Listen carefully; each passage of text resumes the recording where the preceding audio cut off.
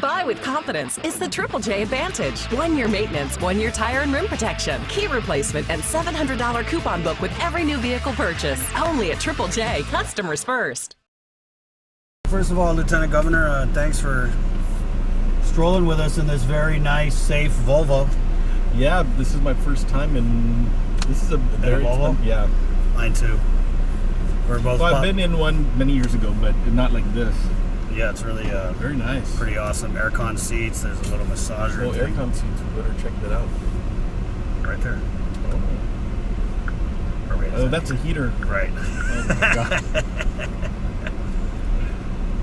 So I guess we'll just start. I know you've been on a couple trips recently. I never got to catch up with you on your trip to New York to meet with the International Gay and Lesbian Travel Association, right? It's an annual conference, and so the mission there was to market Guam, to kind of let them know about how progressive our people are, and the evidence is, of course, the election of Governor Liu and myself, right. And first openly gay lieutenant governor in the country. But really, it's because here in our region, many countries are kind of like taking the opposite way. They're criminalizing or adding penalties for engaging any homosexual activity or association. Right. And so... and when you say that, you're talking about like some of the Asian countries. Absolutely. So for example, Brunei, and in other countries where people are in fear, including in the People's Republic of China and other places. So as we continue to, promote Guam to Japanese, Korean, Taiwanese, we want to let them know that we're a very safe location, safe destination, and somewhere that they feel comfortable, because our community is very accepting. I wonder about the marketing of it, right? So we've been marketing our traditional tourism market, and I know down the road when we get the rules and regs in place for adult recreational, use, right? We're going to have that market. But how different is it marketing to LGBTQ community members? Well, you know what? So the travel, so there's different facets to it. So the one facet was location, right? And there's a lot of Asian, we're in American Asian, but the second is there's quite a large number of high spend luxury travelers. So, it's not very often that you get visitors from Europe or North America for that matter, but the likelihood of attracting tourists that are LGBT in that sector is a little higher than most, because they're very adventurous. The spend is there.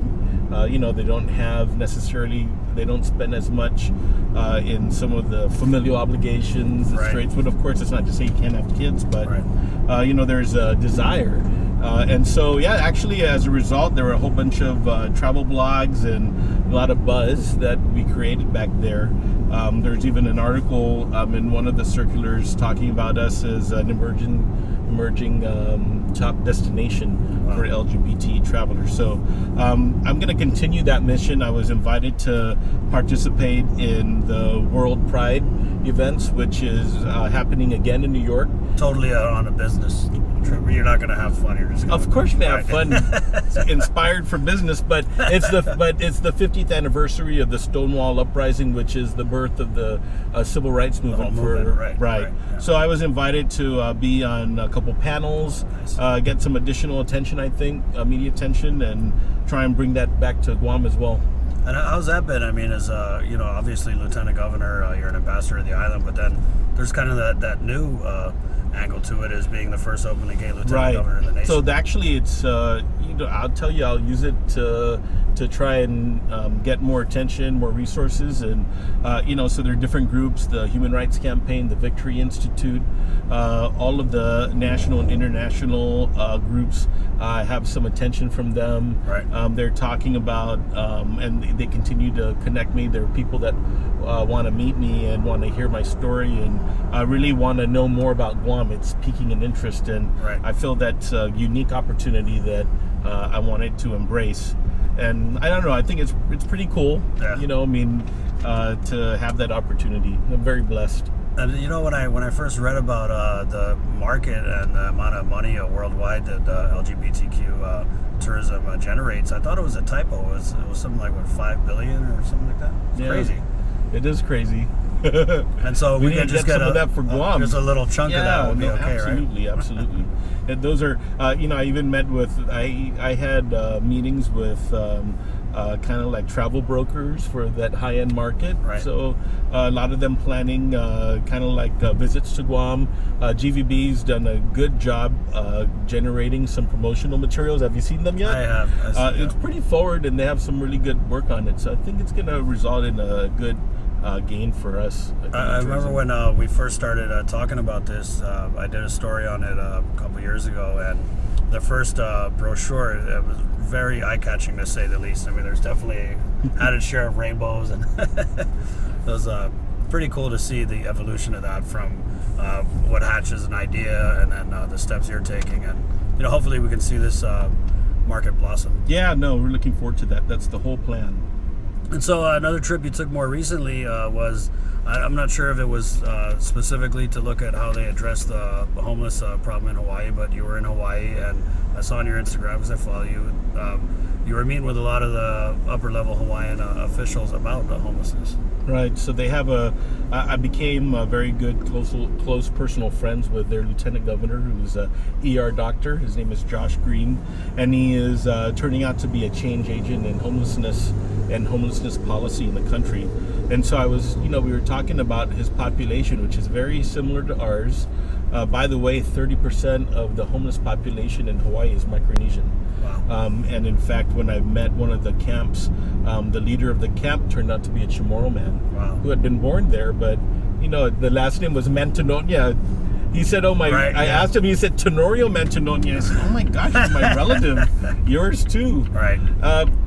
So people have these struggles, and, Hawaii has been dealing with a decades-long addiction to methamphetamine. That's still the top drug of choice for addiction there. Right. So there's a lot of cross-sections. We're an island culture, warm climate. So there's different elements there.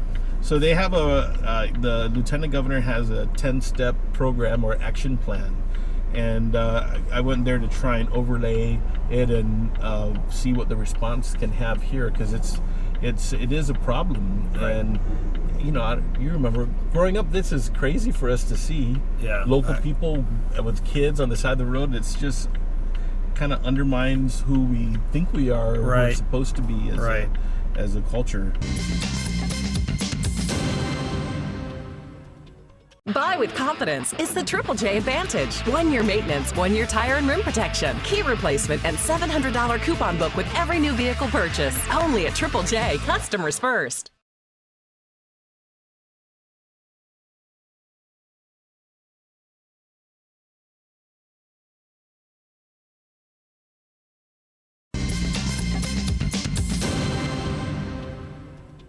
Buy with confidence is the Triple J Advantage. 1 year maintenance, 1 year tire and rim protection, key replacement, and $700 coupon book with every new vehicle purchase. Only at Triple J, customers first.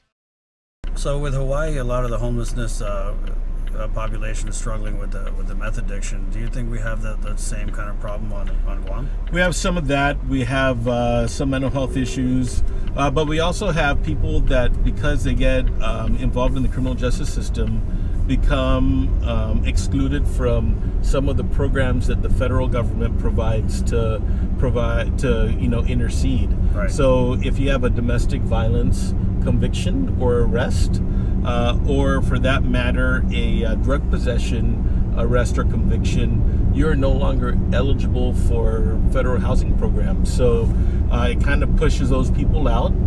And so, you have to try and figure out what you can do locally. And so that kind of puts Gora out of the picture if you're not eligible for right. And so that's where I think, when the feds pass kind of these global exclusions, then it creates these pockets of people that are going to have a problem. And Right. you could have maybe beat your drug problem 10 years ago and managed to have a good life, but when you come into bad times, you're not going to be able, the safety net is not going to catch you. Right. Then there's of course people that are not compliant with rules, or there's certain things that get found out and so it requires, there's each case is different, and what we need to do is make sure that we can intercede. We need to provide immediate shelter. Actually, the first part is even basic things like sanitation. And so the Hawaiians are telling me, well, the first thing is you need to have some sanitation. You have to give them an opportunity to use the bathroom, to shower. Then you need to get them into temporary shelter. Then you need to do some wraparound services, understand what they're eligible for, what they're not. Especially if they're families with kids. And then, you kind of move on through the different entry points into the services and try and get them to stabilize their lives, because what's happening is their life is not stable for various reasons, and so many different ways of trying to do it. And I think that there are people that are trying to work on it, and there's the Homeless Coalition is there.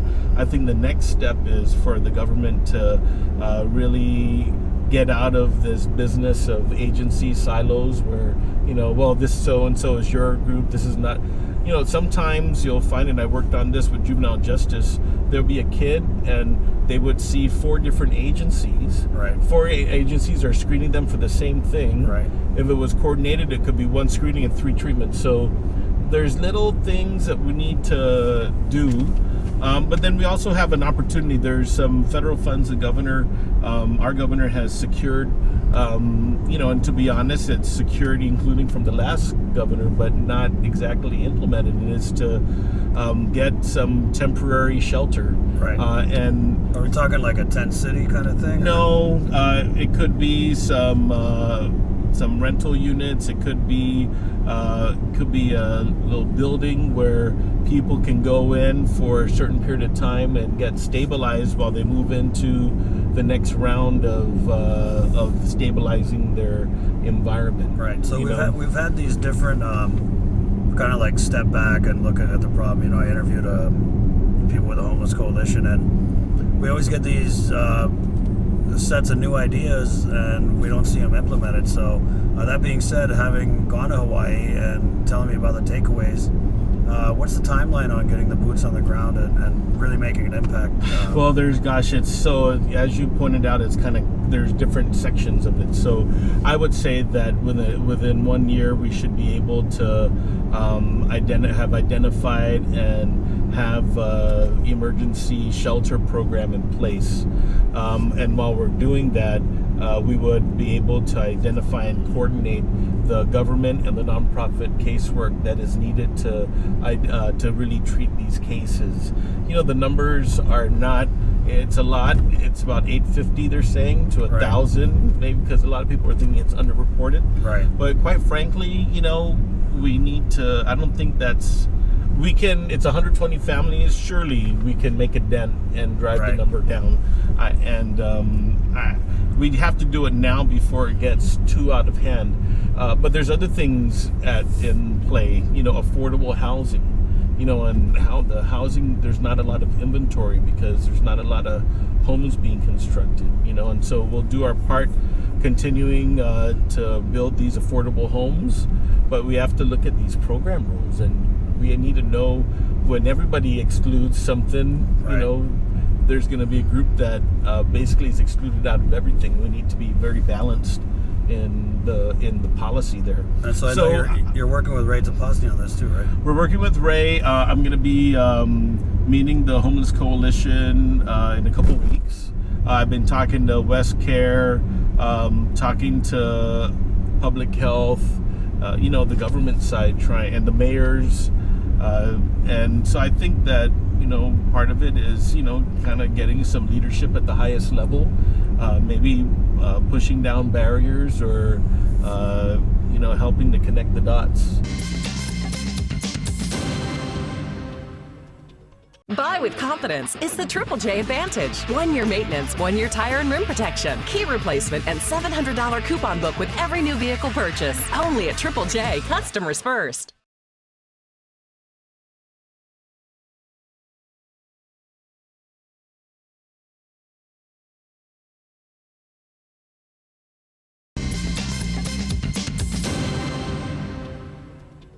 Buy with confidence. It's the Triple J Advantage. 1 year maintenance, 1 year tire and rim protection, key replacement, and $700 coupon book with every new vehicle purchase. Only at Triple J. Customers first.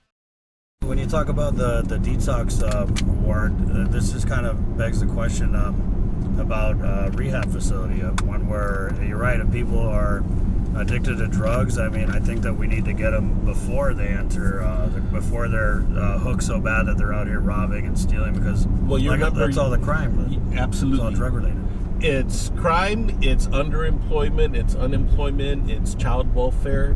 I told you this before during the election that to me the number one problem is the addiction issue. Right. And I think it was you asked me what's your one thing that, to me, by the time I'm even hoping that midway in this term, the outcome is that the 3 nonprofits that are doing substance abuse work are going to be able to expand their beds, but I'm going to be able to come in and expand it even more and have some day programming. Yeah.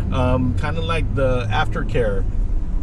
And I think it's much less money when you think about it than $120 a day at DOC for somebody. And then, of course, even at DOC, they have a program called Residential Substance Abuse Treatment. Right. It's called RSAT, but, it has to be structured. It has to be, the system has to be one system. Can't have things like this here and there. Right, and it's Matsalapan. Can you imagine if you're going through different programming? I think the success stories that I hear about when people are, and there are people who have beat meth without having to go check in, but it's these people who go off island and they remove themselves from this toxic environment that they're in, and they go to rehab and they come back clean. So that's one of the things I always wonder is why we don't have a place where Uncle Joe is hooked on meth, struggling, he wants to change, let's go check him in, and So there's also things for us. So you're right. There's some consideration. So up in Saipan, and it's really interesting. They had Governor Torres has been looking at converting this facility. So there's these group of houses that were turned over to release from the feds to the Northern Marianas, and what it really was CIA. In the past, in the 70s and 80s, there are a series of houses and facilities near Marpi area. Do you know Saipan? A little bit. Anyway, down in Marpi Point area, kind of on the ridge of these cliffs that were kind of like the training and surveillance. It's kind of. I knew it. True. I knew the CIA was here. Well, they were, yeah. Well, anyway, so I've been up there, and the governor's vision is to turn that into rehab. And so when I went up there with Judge Lamorena to see it, we were there for court stuff. I think there's as a region, and them having the ability to have a pretty much suitable facility, I think there's a demand for it even from us. Yeah. And I think that that's one option, but I think also even that there's different levels of treatment, and I think that we can. My goal at least is shifting some federal spend, some local spend, and some non-profit opportunities, and aligning them to have a system, and that system. I think there's been some progress over the last few years, and I think we can seal the deal, and that's kind of like one aspect. Buy with confidence. It's the Triple J Advantage. 1 year maintenance, 1 year tire and rim protection, key replacement, and $700 coupon book with every new vehicle purchase. Only at Triple J. Customers first.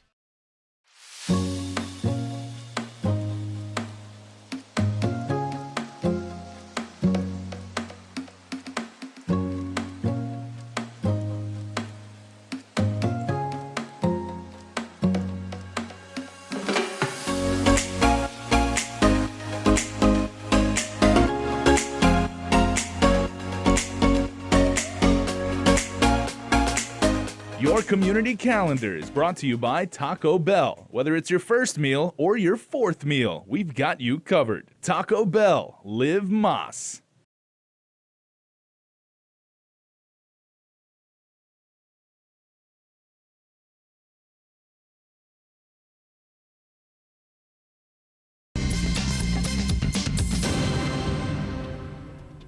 Buy with confidence. It's the Triple J Advantage. 1 year maintenance, 1 year tire and rim protection, key replacement, and $700 coupon book with every new vehicle purchase. Only at Triple J. Customers first. Let's talk about beautification. I mean, traditionally, lieutenant governors, that's kind of been right in their wheelhouse. Well, you know, that's our statutory, there's a law I see. that you shall be. So whether you want it or not. Right. So that is a responsibility of mine. And so we're doing a big, there's a lot of events that go on, but we're having a big event on Saturday, June 1st. So right, big cleanup. People will be watching this after that. But we're trying to calibrate it to align what we'll do in the villages, with the government, with nonprofit, with kids. Kids have been doing an awesome job, like a lot of the high school kids. Right, and the Wave Club from Right. the Tourist Education Council, and then community partners, civic organizations. So the strategy is that so we'll have the programs and we'll try and map it out to have some some high impact. But there's some projects that we're doing also that will align. Number one, the governor has identified, and we secured $5.6 million to go in for restrooms and parks and clean them up and renovate them, reopen some of these restrooms. Right. And that's been a big issue. Right, too, that's right? one. The second one is the secondary road projects that we're about to do. So there are some, as we go forward, my plan is that I want to do high impact stuff. There'll be stuff around the island, but if I'm going to have a project, for example, in Chamorro Antras areas in Detorio, and I'm going to do a road, then I'm going to do metallic cleanup, white goods, and then I'll have government services going in canvassing and making sure that kids are in school, that they're signed up for programs, immunization. So it's kind of like It's pretty ambitious, LT. but it's high impact for An area. yeah, Right. And then you kind of like want to move. And I saw this as a model. I was watching this documentary in the Philippines, and the Taguig River is really, really gross. Yeah. But the community decided to start focusing on some of these streams one by one, and they go in there. They did the dredging, and they had an excellent success story. Then they moved to the next, and the community there maintained. So it's Right. Piecemeal stuff. Right.